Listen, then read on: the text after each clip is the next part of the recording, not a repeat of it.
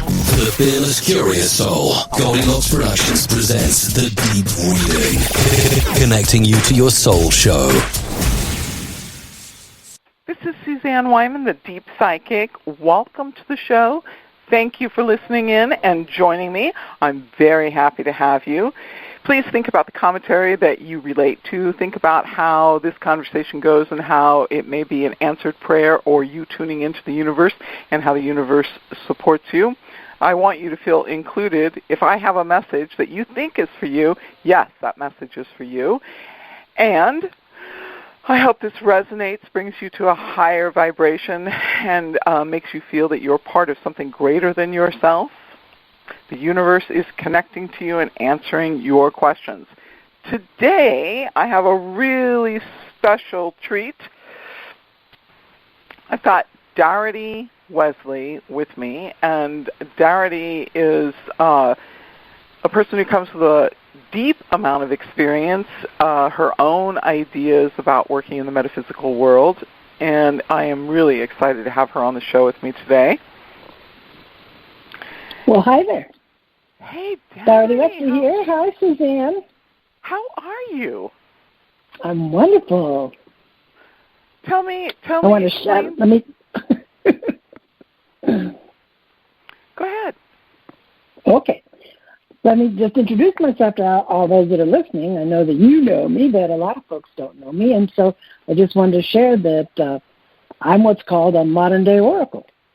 For those who don't know, an oracle is one who has the ability to profess future occurrences, to do readings, and to create tools for our spiritual toolbox. And I've written a book called How to Be the Real You, and its companion workbook, How to Be the Real You, Go Deeper. And for our listeners, more information is available on me at my website, DarityWesley.com, and at my website, tame.monkeymind.com. I love it. I know part of becoming the real you is taming that monkey mind.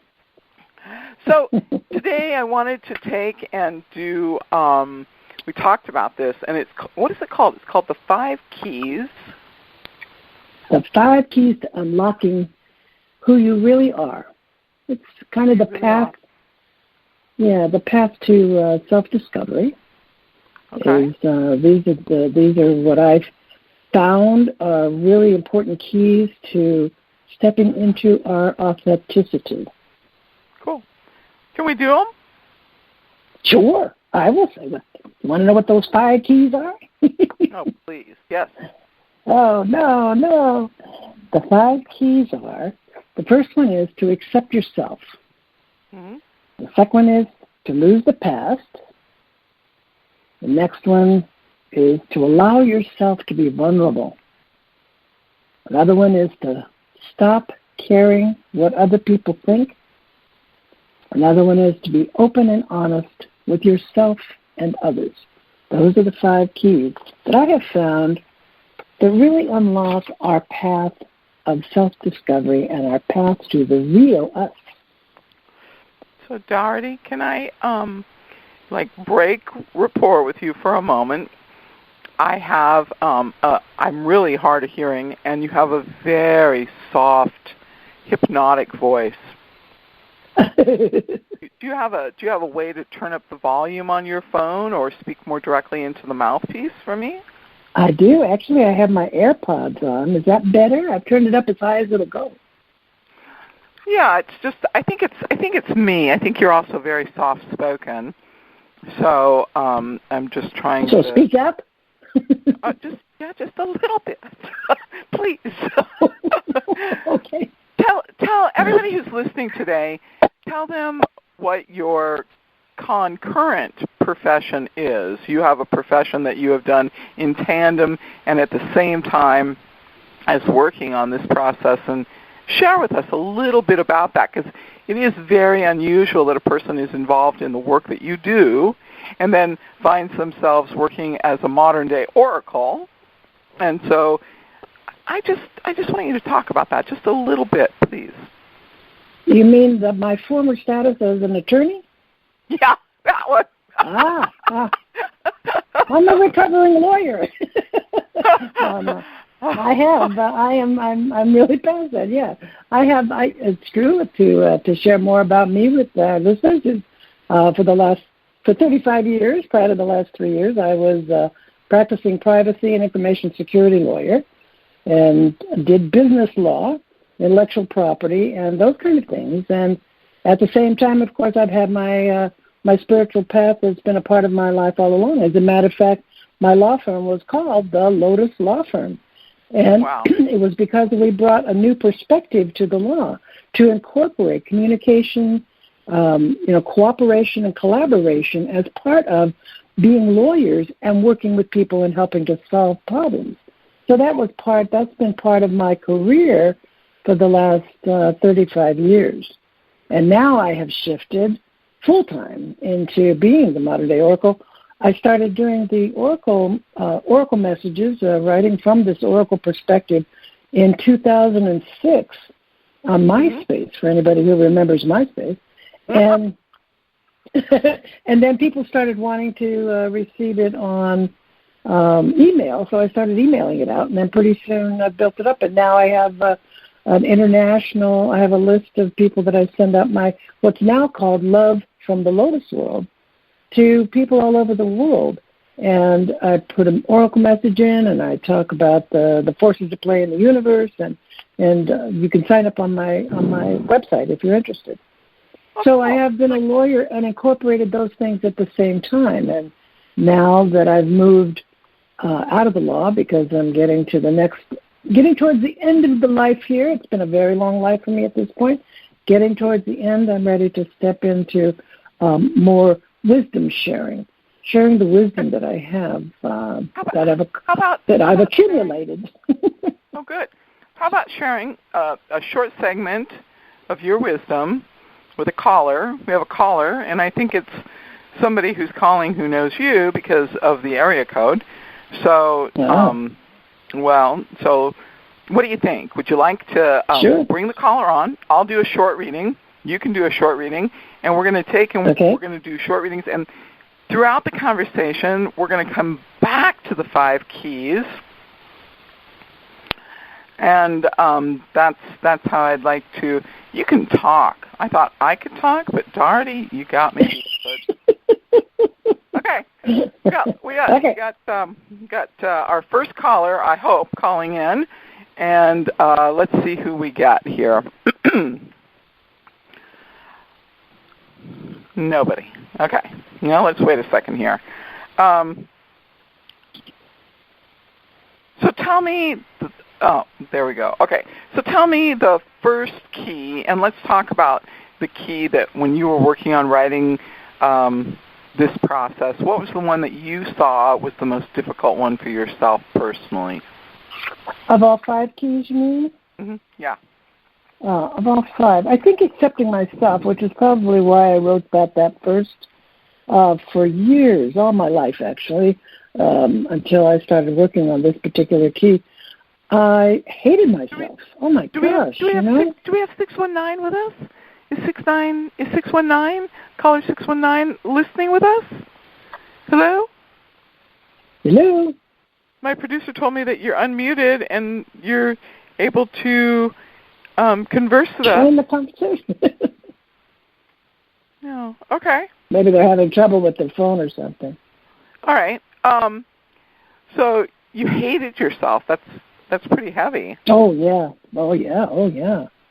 Mm-hmm. Yeah, I really did not like me. I thought I was, I have a lot of conditioning with, because I was felt abandoned.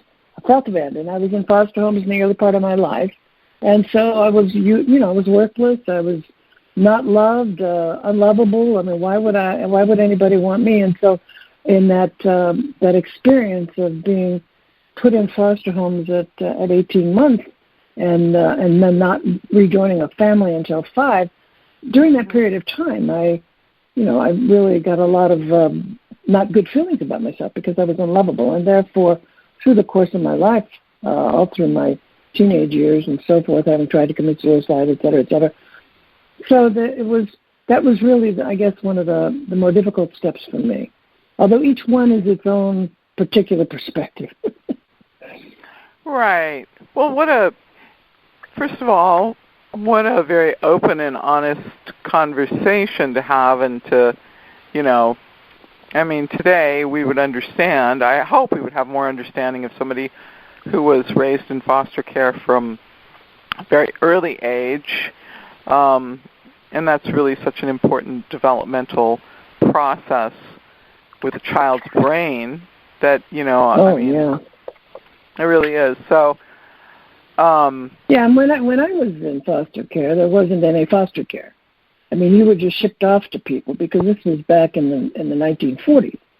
So there was no, there was no formal system. It was just, this person's taking you now, and then, this family can get you here, and that family. So it was very chaotic, as opposed to any kind of formalized foster system. But still, the feelings were there, Right. And it's the feelings that base our experience. Right. Huh. Yeah, that is a really, I think even if you formalize such a abandonment of a child, separating a child from a family, there really is no formalized ritual that's going to make it any better. But at least the current method, we try to keep track of the bodies that are circulated through the system. So, but it does leave scars. It leaves scars. It does. So self-acceptance. I worked on them. I've worked on those scars, I'll tell you. So now those are gone and done and healed. And what I'd like to share with our audience is that one of the best practices that got me through this was something called looking in the mirror, where I would sit and look in the mirror and say to myself over and over and over again, I love you, I love you, I love you, I love you, I love you. And that was real goofy when I first heard about it, the process of looking in the mirror and say, I love you, I love you. But goofy or not, it was really something that really worked for me. And I would practice saying it over and over again. And that's what Louise Hay had. She did a description of what she did in her day, and one of the things that she did was she looked in the mirror and she did her affirmations and same similarities in the story, except for the fact of being a refugee. So, but the interesting thing of it is that when you actually take the time to affirm to yourself and talk to yourself and, do this, positive speak to yourself, it really resonates at a deeper level, and you're receptive to it. I'm not saying it happens in, one or two times of saying, I love you, you're wonderful. No. It takes every single day. Commitment. It takes commitment. Yeah, it really does. Yeah, okay. It does.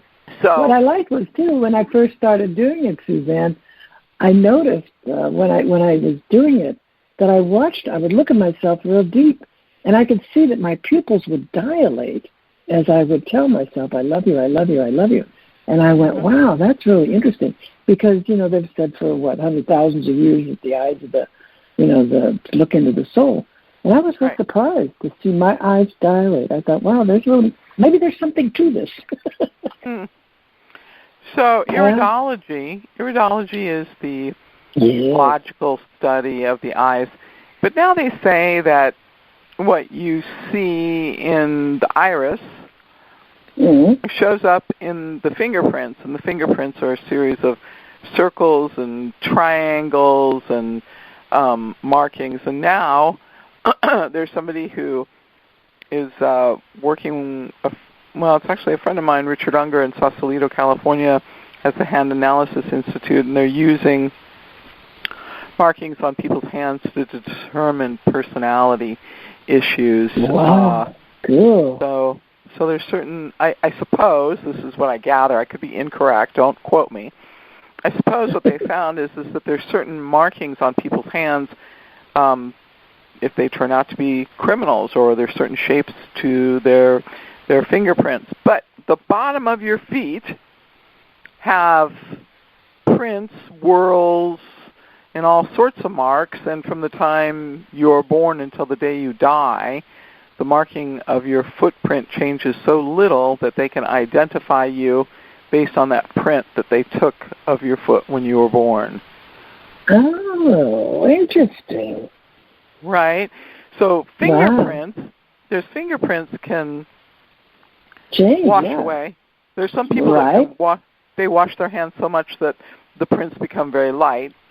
And then things happen in your life, and there's marks that show up on your hands. So your hands hold the information of acute information, whereas your feet are the holders of chronic information. They tell me your father had poor health, your mother had poor health, you were born with a birth defect, how you see yourself in the world, how you got along with other people when you were a child, what sort of person you're likely to marry, and how you see yourself.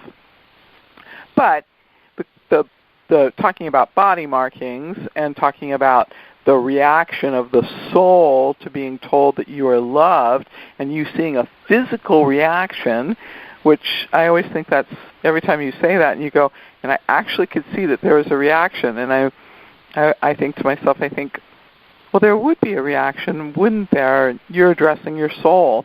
You're acknowledging your soul. You're reconnecting yourself to your soul.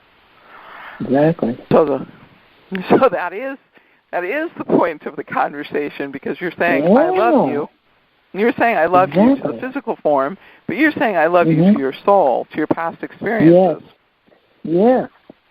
Yeah, very good. Very cool. So I am hoping, I am asking somebody to call in today and ask a question. It's kind of, I have somebody, and I've known this person for a long time. I absolutely love and adore her. And I sort of had one of those aha moments. And so I'm bringing her on today to ask a question. And that's our next caller. So Tiffany's going to let me know when she's actually inside the phone call with us. And we're waiting for Stephanie, so that's what we're doing here today. All right. The next key that we're going to talk about is, what is the second key in the process? The second key in the process is losing the past. Hey, Stephanie. In other words, stop. Hey, hi. Hey. Hey, are you ready to lose your past today, Stephanie? Yes, as a matter of fact, I am ready to lose my past. Good for you. Good for you. Stephanie, I would like you to meet Darty Wesley. Darty Wesley, I would like you to meet my friend Stephanie.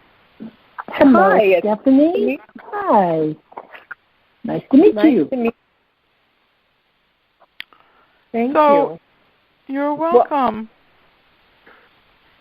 Let's do your question. So I do actually have a question. Okay. And it's in regards to anger versus rage. Mm-hmm. Are they different? Is one just an extension of the other, or are they actually different?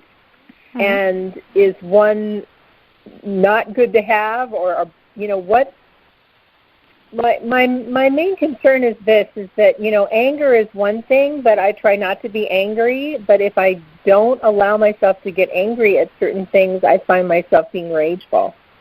Right. And so I'm wondering, is there I think there is a connection, but is the connection that are they connected in terms of one gets bigger, or are they actually different? Let's take them apart, okay? Let's just take them apart, because I don't know. I think sometimes I think about stuff that really, I put way too much energy into it, but this is it. So, so the first three chakras of the human being are all centered in animal nature, and many people never progress out of those first three chakras. Thank God, because we need farmers and goat herders and, mountain climbers, and we need people that are truly, truly centered in their animal nature. Not everybody needs to be spiritual. We also need people that are factory workers that are content to work, sleep, eat, and repeat. So, and it's an important part of a balanced society that some people have different needs. So, when you look at rage, rage is an emotion that occurs in your liver. So, if you take and you look at the third chakra has 3 energy points. One goes over your stomach, one goes over your solar plexus, and the other one goes over your liver. So when you fall into rage is your most primal emotion. You know, rage was created so that you could take and free yourself from a situation. You know, I mean, let's just imagine something kind of negative for a moment. We'll get to something positive. Somebody approaches you on the street and says to you, you know, you don't know this person, and they say to you, you know, you really owe it to me to help me take care of my life. And you look at that person and you go, you know, just get away from me, okay? You have some sort of a thing. But inside of yourself, you're sort of enraged that they approached you and asked you for something really inappropriate, okay? So that's your sense of rage. But it is a primal emotion. It is strictly centered in your animal nature. So rage is your liver emotion. I had a friend who went through a liver transplant, and when she went through a liver transplant, afterwards, it was the first time that she ever experienced rage, because the liver that she was born with was a flawed liver, and she never experienced rage, and she had no idea what people were talking about. So it was a surprise to her, and so the liver is the function of rage. Now, the problem with rage is that when you experience the rage, it releases so many hormones, it leaves you feeling intoxicated, and people become rageaholics. The feeling of raging is intoxicating to some individuals, or they could rage so long and so hard the body takes on this process of seeing it as a rageaholic sort of process. But no, rage is strictly animal nature.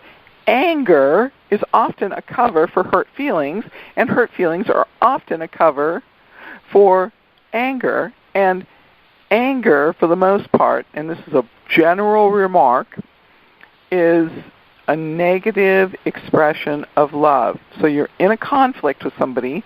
You cannot express love to this individual for whatever reason, and so you express your anger towards them. And it's like, hey, you're going to get my point. I really love you. I really care about you. And you really need to understand that what you're doing is not working in your life, and I'm here to help you. Generally speaking, people don't really hear the anger, but you feel better because you've said your piece. And then later you look back on it and you realize you feel really hurt because you don't want to lose this person. You care about this person. You're invested in this person. And if they continue on this path, they're not going to have much of a life. Therefore, you won't have a life with them.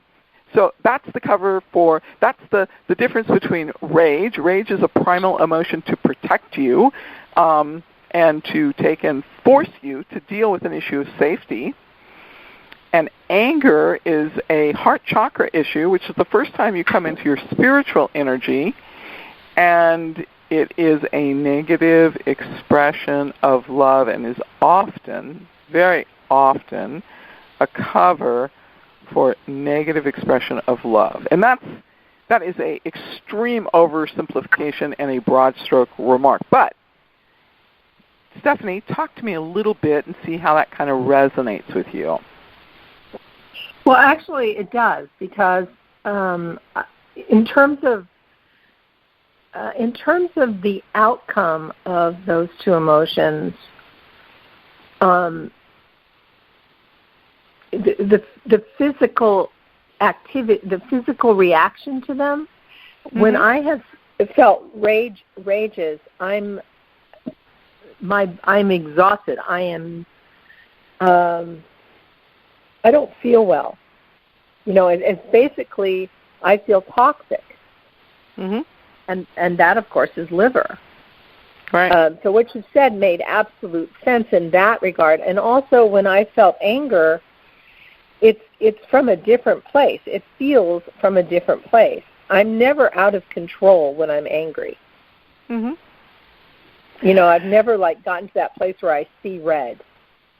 Right. You know, it's like I'm angry, I have justification, I feel it, and you're right. It is an emotion that is born out of love, actually. Because if I don't care about somebody, I'm sure as heck not going to get angry at them. Why bother? Isn't that true? Yeah. It's indifferent. You're indifferent. Well, that's too bad. Right. It's like, you can't make me angry if I don't care about you. So what you said actually makes a lot of sense, that they really do come from two different places.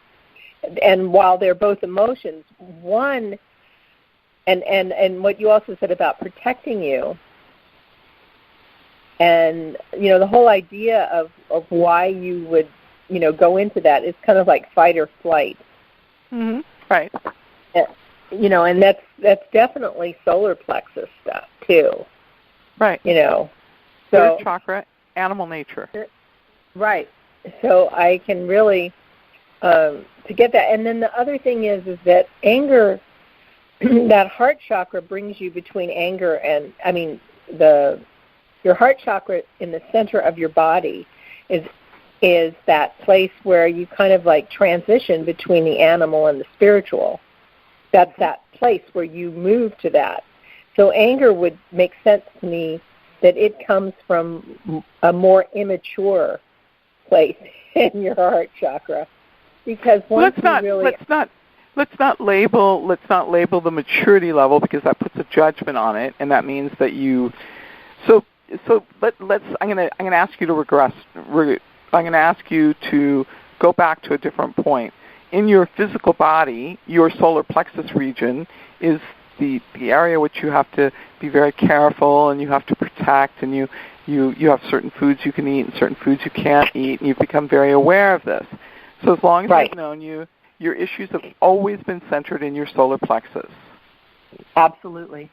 It's really true. Yeah. And not too long ago, you were talking about some sort of supplement and how new it was, and I told you couldn't do it because, you had finally gotten your digestive tract and you'd gotten some things figured out, and you were doing really well, and I wasn't going to let you just sort of throw something else into the mix and see if it sorted itself out, because it just really wasn't worth the risk. So, if you, as a person, just talking to me, if you separate rage from anger and you allow yourself to use rage to protect yourself, realize it's a protective mechanism, and you acknowledge that anger happens, what happens to the dynamic for you as a person to your spirituality? What happens to your spirituality?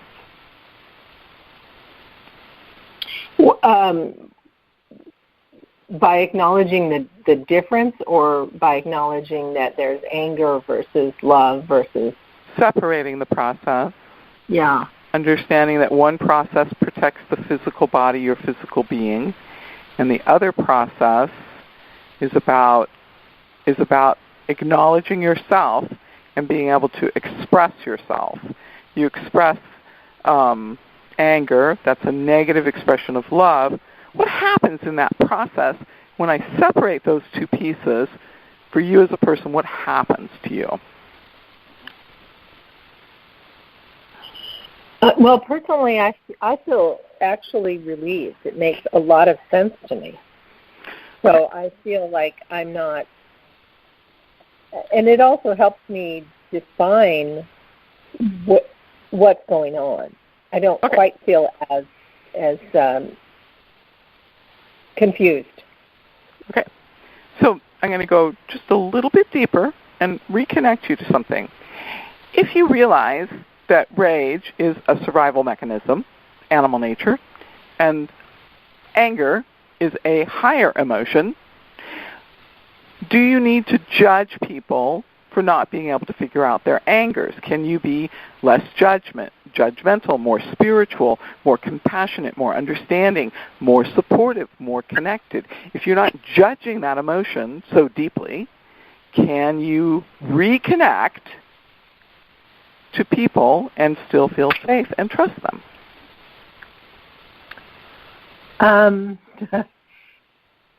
Okay.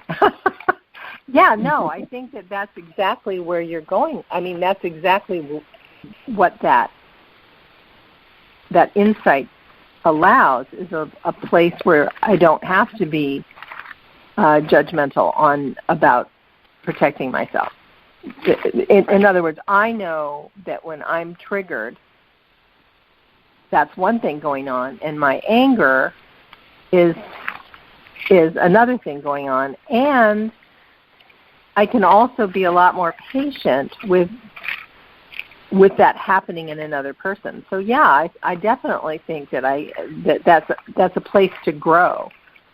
I'm not there yet, but but it's definitely a place to grow. Okay, so, and I'm just going to put one more fine point on it, not to drill the point home. Would your business, your personal business that you do of serving people and helping them to get their health, would your own personal business grow if you didn't look at them and think, well, they're not being spiritual enough by not being willing to let go of that anger? Would your spiritual business grow because you wouldn't be judging people by their growth to your standards about anger?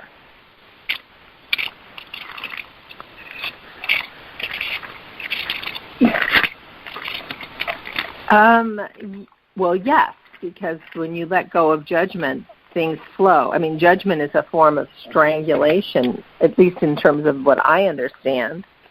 So understanding that my assessment of someone's anger is a judgment also helps me to understand that that it's important to release that judgment because it allows flow to happen. So logically, of course, the business would do better. Thanks for doing the conversation, Stephanie. Doherty, thank you for having me. To add? No. Let's see if Doherty's got anything to add here. No, I think that was fabulous discussion. No, only thing I agree with all of it. I mean, to me, anger is a level of emotion, and if it's not expressed, it goes into rage. So that's, yeah. Dry, simple. Good, Stephanie. Good discussion. Stephanie, A plus for doing the conversation, making yourself vulnerable, accepting yourself, losing your past here in this conversation. And I know you so well. It's a great conversation. We have the conversation on the telephone in this format. It allows both of us to become objective enough about my material with you, which I think is one of the problems all psychics have, and that's why we shouldn't do work for our friends. But it's part of life. but you obviously I've got a lifetime or two invested with you, so I have more energy for creating solutions. So thank you. And next time we talk. Oh, yeah, you're really good. Okay. All right. Thank you, sweetie. Thank you. Nice talking to you. Thank you. And thank you. And it was really nice to meet you. Nice meeting you. Thank you. All right, I'm out. Okay. Doherty, go over the 5 points with me one again. I want to have them tattooed on my brain. Self-acceptance. Lose the past. Lose the past. I think that's fun. I mean, to me, the point is, of course, that it takes courage to grow up to who you really are.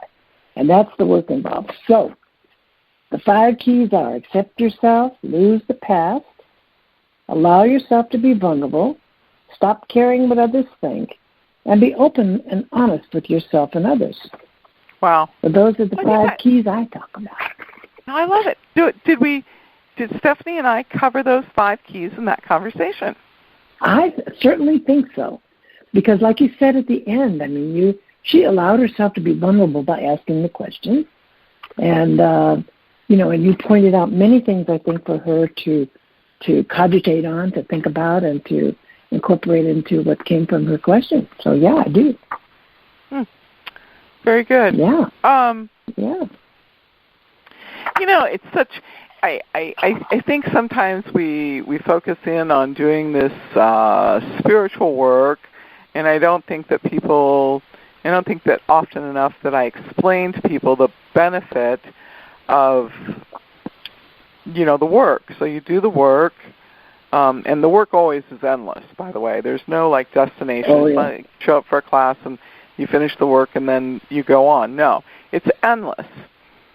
So I like Carolyn Mays because some of her insight is really, really profound, but she says that there's certain lessons that we have to learn in this lifetime, and that we would, if we knew that we were going to have to learn these lessons and experience these things, we would not opt for it. So we don't know these things in advance, but there seems to be particular themes in our life lessons, and it isn't that you experience something once or twice.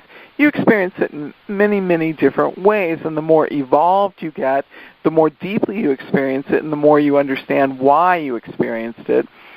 But to truly have the use of your subconscious state, your conscious state, and the understanding of what is happening in your dream state, and to care for your physical body requires meticulous care, honesty, and self-understanding.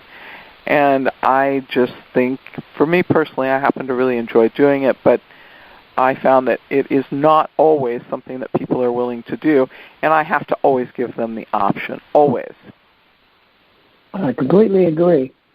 It is something I enjoyed and have been doing all my life as well, from the time I started waking up. And I really appreciate and understand. A lot of times I find myself saying to myself, when I wish something or someone would be different, I release everyone to experience exactly what they want, and I release myself to experience whatever I want.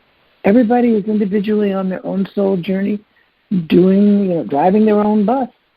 And as you started out the conversation earlier, in talking about the people at different levels of existence, and everybody is here doing what they're supposed to do when they're doing it, If you're interested, if people are interested in self-discovery and spiritual work, or moving to the next level, or evolving their consciousness, whatever experience that is for them, then there are tools, there are things available for them to begin that course of work for themselves. It's an inside job anyway, right? Well, I like it, so I just don't understand. I just don't understand why somebody wouldn't do it. But I do meet people that don't want to do it. I think it's scary for people, don't you think? I think it's more scary to live a life of unawareness and an unexamined life, and a life of being unconscious, acting like a robot. But what can you do about that? Yeah, that's kind of the point. One of the points I make a lot when I share with folks is that not minding what happens is a really important thing. So part of becoming aware is to not mind what happens. It's like it was who was it? What's his name? Krishnamurti. Back, Krishnamurti was the spiritual teacher from the 1930s to the 1950s, and he decided that he was going to stop teaching and go off and meditate for the rest of his life. And he had about 3,000 people in front of him, and these were his followers, and this was his last lecture. And he said to them all, I'm going to tell you my secret. And they're all sitting forward in their seats going, oh my goodness, we're finally going to hear the secret. He says, my secret is I don't mind what happens. And some people get the profundity of that, and some don't. Some people say, well, I do care. And that doesn't mean you don't care. It just means that you release things to be what they are and do what they do, including people you love. Well, yeah. But, a lot of people are too controlling. You ever try and work with somebody who's really controlling, and you try and tell them, the outcome is going to be good. You just have to be willing to accept it. So I do find that people have a lot of difficulty with acceptance.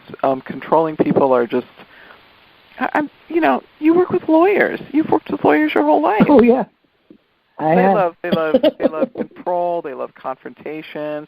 They love dissecting words, the intention of the words. Not all lawyers. Not all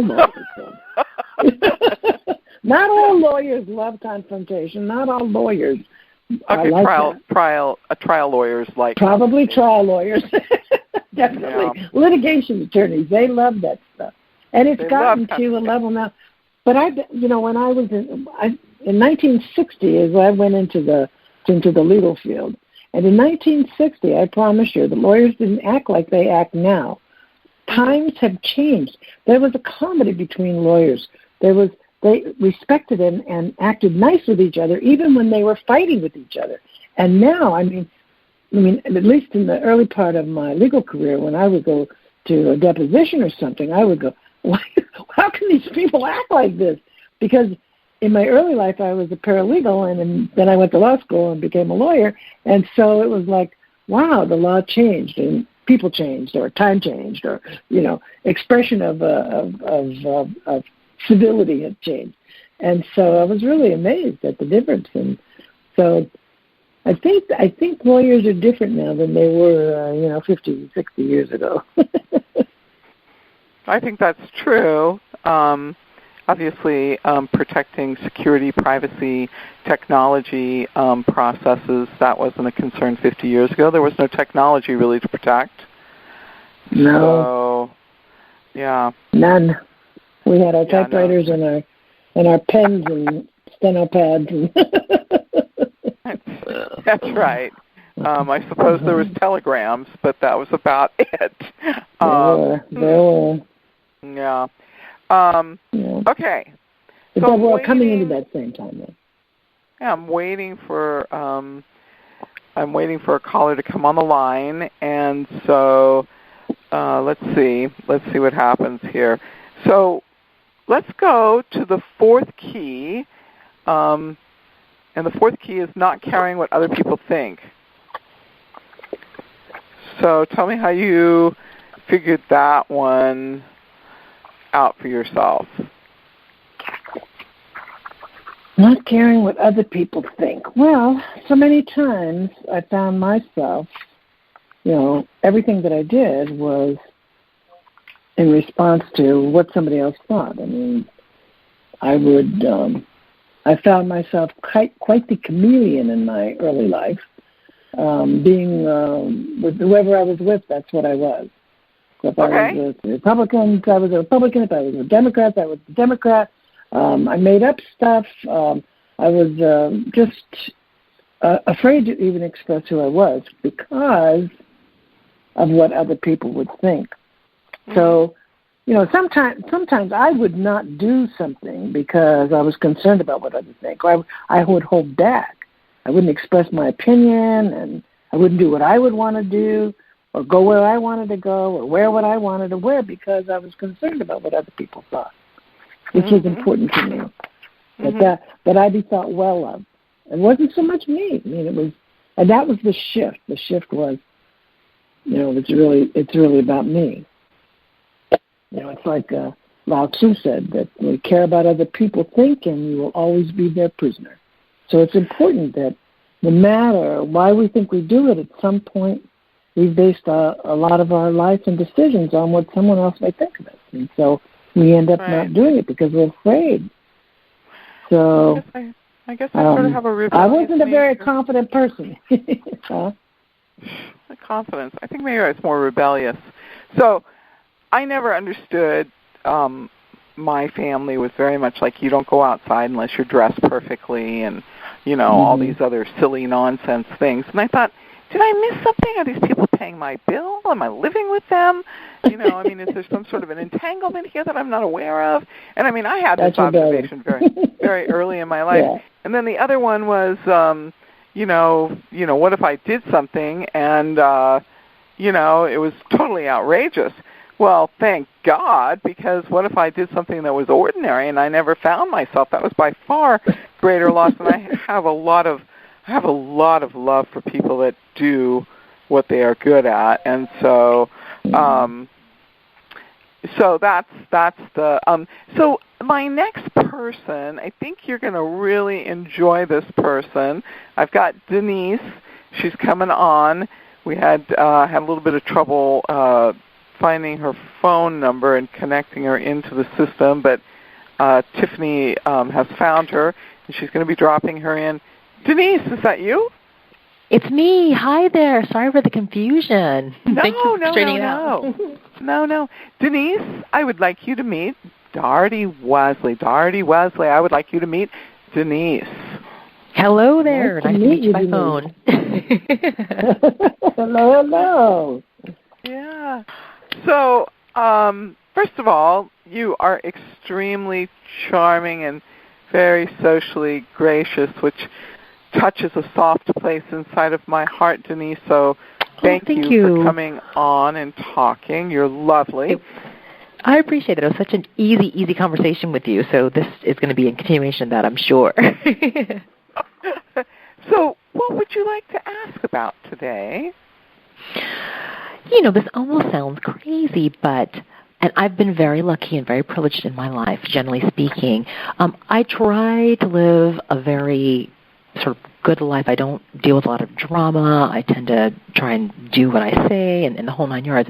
And recently I've been sort of surprised. There have been a couple of incidents where I've heard sort of behind the scenes later of people saying things that had happened or telling stories that were just completely untrue, and that caught me completely off guard. It happened about 3 times, and it was enough that it made me think, is there something I'm putting out in the world or something I'm doing that's causing this to happen? It just seemed so strange to have had these 3 incidents with 3 different people that were so unpleasant, but I wasn't aware that was happening when it was happening. It made me think, what am I doing or what's happening? Am I giving off a vibe that doesn't seem to be honest? Do people not believe? I just didn't know what to make of that. And I didn't have another way of sort of working it through. I thought maybe there's another way of viewing this. So that's kind of one of the things I wanted to talk with you about. Okay, good. It's a great question. A little bit different. Unfortunately, I need a for instance. So you're going to have to be a little bit vulnerable here. Sure, no, that's okay. One incident, a general, for instance. I prefer people choose the smaller one, because if it's shown up 3 times, we're just going to see variations on a theme. So choose the smaller one. Absolutely. I worked with someone a while back. She'd come to my organization. This is a former organization. To be candid with you, I'd worked with her before. I didn't actually like her very much. I did not think much of her personally, but we were coming to work together. And so when she came and joined the team, I made sure that I introduced her to all the folks that I thought would be we do some work in the community, and so it was important to get to know folks in the community. So I made sure that I introduced her to all the bar leaders, everyone that I knew that she'd be able to do her work with. I went out of my way to try and ensure that I was as professional as possible. I made other connections. I gave her all of my kind of notes. And then she ended up leaving maybe 9 months or so later, which was fine. She came in and told me she was leaving. And I said, oh, great for you. Are you going to a better place? She said, it's healthier for my family. And then she moved along. So then, interestingly enough, maybe 6 or 8 months after that, so just recently, someone else who worked at that same company told me that someone else had told them she left because Denise made her life miserable. And I was flabbergasted. I said, what does she mean? I didn't do anything. I was surprised by that. So that was really, it made me think about it a lot. Okay. So are you okay with, as part of your question, are you okay with sharing, your area of work?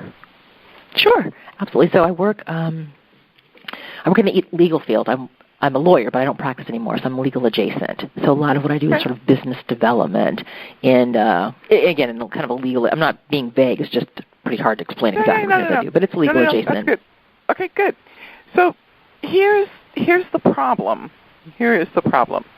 Your first instinct of this woman was correct. Okay? Yeah. You didn't like her.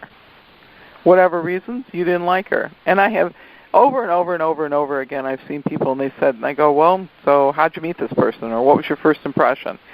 And most of the time, 80% of the time, I would say, the person says, oh my God, I met this person, I didn't like them. So here's the part that may not be a very popular thing.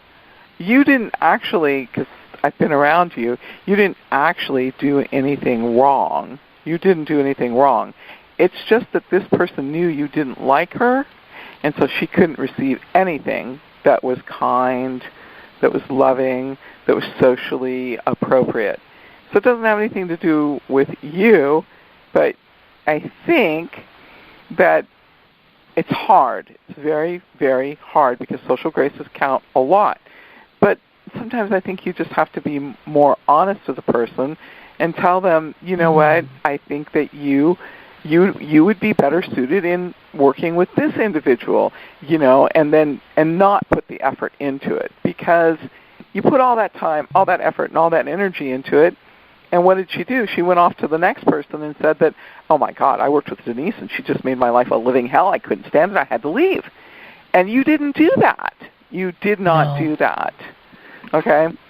So, but it would be pretty, if this has happened 3 times, there are, and I don't think you would call up with a question like that and make that piece up. So I find it interesting because, do you know how many people are socially awkward?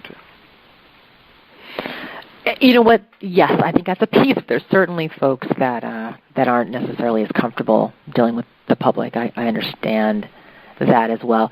The other, maybe I should frame my question differently, but I guess in my head I was thinking that individual had just kind of told a lie, but you framed it in a way that makes me think about it differently. You're right. It wasn't a lie. It was just you felt that.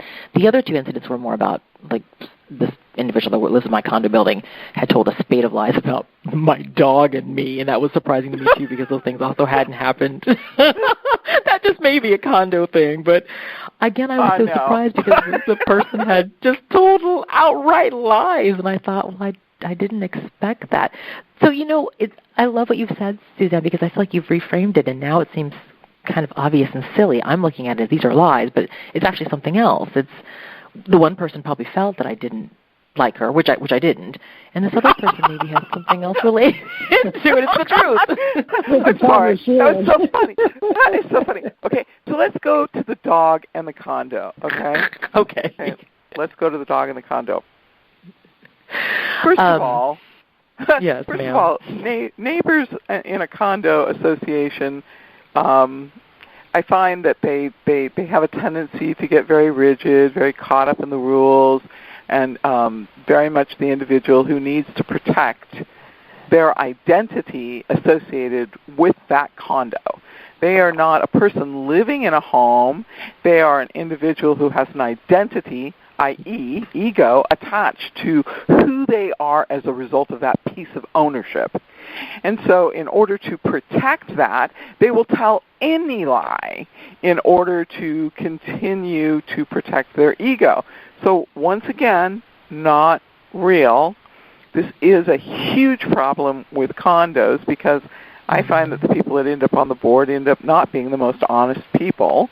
And I find that they want that position on the board because it satisfies some, and I can't imagine what, but some ego need. And I do not mean any judgment by that. I just, it's not my world. I just don't get it. But the thing that is kind of interesting when I tune in on this one psychically, that person is afraid of your dog.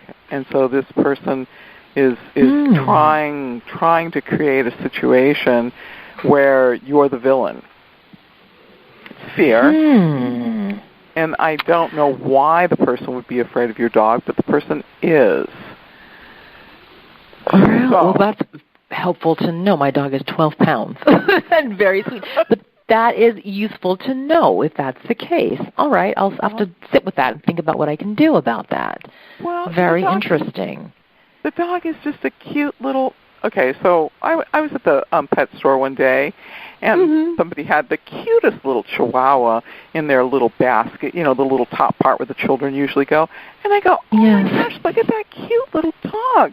And I go, can I pet the dog? And they said, oh, yeah. And so I put my hand, down, and I put it so the backside was up so the dog slowly could sniff it. And the dog sniffed it. And then when I reached over to pet it, the dog went like this. Oh, no. Turn into Cujo. And I looked at the person who had told me it was okay to pet their dog. And you know what they said? They put their hand on their heart and they go, oh, Fluffy has never done that before. And I look at them like, right. Oh, yeah. Okay, come on. Now, just me. Wishful thinking. Right. Yeah, just so me. Maybe it was true, but remember, little Fluffy who sits in your lap and is very well behaved for you because you feed, Fluffy, and you walk Fluffy and you take care of Fluffy, and Fluffy loves you and everything else. Remember, Fluffy is not the same dog with other people, and dogs often sense when there's something wrong with them. I mean, they just know. They just look at them and they look at you as a human and they go, what are you doing talking to that person there? Can't you see? So your dog knows something about that person, and that person is afraid, and it's all been really quite simply revealed. I'm more concerned about the fact that these things have you have turned them into a situation of feeling as if you have been deceived rather than understanding that these are people these are their own agendas. They have nothing to do with you. Nothing. That's so helpful. I mean, that may be the most insightful thing that I really needed. You're right. I've been thinking, what am I doing wrong? I'm putting something in the universe where these things are happening. No. And that's exactly what I don't want to be doing. I do try to be drama-free. These seem to be very surprising. So this perspective is very helpful, Suzanne. Oh, you're so sweet. Really but been helpful. I would stop affirming I don't want to be drama-free. I would start affirming I do what I need to do to have a peaceful existence, and whatever I do to take care of my own well-being, protects my health and my own future. I do a self-talk process that was very, very different rather than I don't want drama, because you're empowering drama in your life. Really? Okay, well I don't want that at all. That is exactly what I don't want. Let's change that self-talk. I'm going to change that. Yes. Absolutely. Very important to change self-talk. Now, I remember, did I tell you, Denise, that you were a humanitarian? Did I say you had a Headline Lifeline disconnect?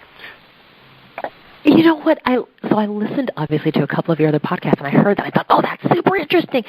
And I'll be candid with you, I don't really remember. It was so amazing and so many pieces of information, but I felt like it blew past me so quickly, which I'm so bummed about. I know, I'm so bummed about that. So I honestly do not remember. I don't know. I don't remember if you'd said that. I'd heard that in your podcast and thought it was pretty nifty, but I don't know if that applied to me at all.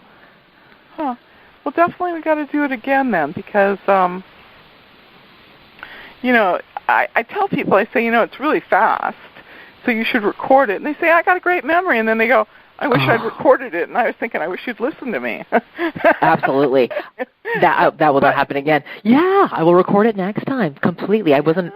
We were kind of in that interesting space, and so I didn't even know you were going to do it, and I was so surprised and thrilled.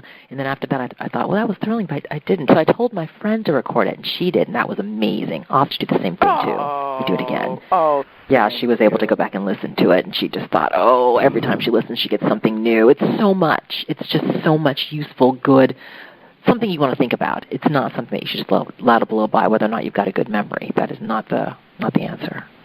Yeah, it's just such an effortless process. Somebody stands in front of me, puts their palms up, and then I just read them, and it just, I don't even really think that, I try not to even listen to myself anymore when I do it. So, but yeah, let's do it again. Great conversation with you. Thanks for being open, demonstrating self-acceptance, and making yourself vulnerable to this process. This has been so helpful. Can I just tell you that it was, when you did my palm reading, it was clearly so effortless. I mean, it just rolled off your tongue that I think I spent a good 30 seconds being amazed by that and not focusing on what you said. I mean, really, I was so taken aback. It was so impressive, and it had gone by, and I thought, oh no, what did she say? Because it just flowed out of you. So people need to heed your warning to record you. They absolutely need to. I was utterly shocked and impressed. So that was an amazing experience. Yeah. Oh, thank you. It's always fun. It's always a lot of fun at a party. Let's see, go in the cubicle and sign my medical directive, or go to the conference room and talk to the psychic. Oh, okay. Right. Which one's it going to be? So thank you again, Suzanne. Thank you. I appreciate this call. Thank you. Yeah, you're wonderful. Really wonderful. Have a great day. Okay. Take care. Thank you. Bye-bye. All right. Bye-bye. Darty, we're down to our last minute. There we are. Yeah, that went really quick. You're fabulous. I thought I could talk a lot. You can talk much more than I can, Darty. You're fabulous. Oh, I'm sure. I know. That's what the thing. When you and I get together, boy, we talk. We have to give each other time. Hours and hours. Hours fly by. So, thank you, Suzanne, so much. Oh no, tell everybody how to get in touch with having me on your podcast. Get in touch with me. Sign up for my newsletter, my Love from the Lotus World, first of every month. And you can sign up at www.darity, D-A-R-I-T-Y, Wesley, WESLEY.com. And I've also put up, check this out, www.tamethatmonkeymind.com, because we all need to tame our monkey mind. That's part of our work, too, finding out about the monkey mind. Thank you so much for having me, Suzanne. Thank you. Yeah. I appreciate it. You're very welcome, and you can contact me at 714-400-7384. This is the Deep Reading, connecting you to your soul. Thank you for joining us today. It has been a great conversation, interesting call-ins, a little bit deeper than I usually do on the radio. Have a great day, and join me next week. Thank you. Bye-bye. Become a Goldilocks Productions VIP patron. Receive exclusive access to live stream special and other epic perks. Join the Goldilocks Productions VIP community today.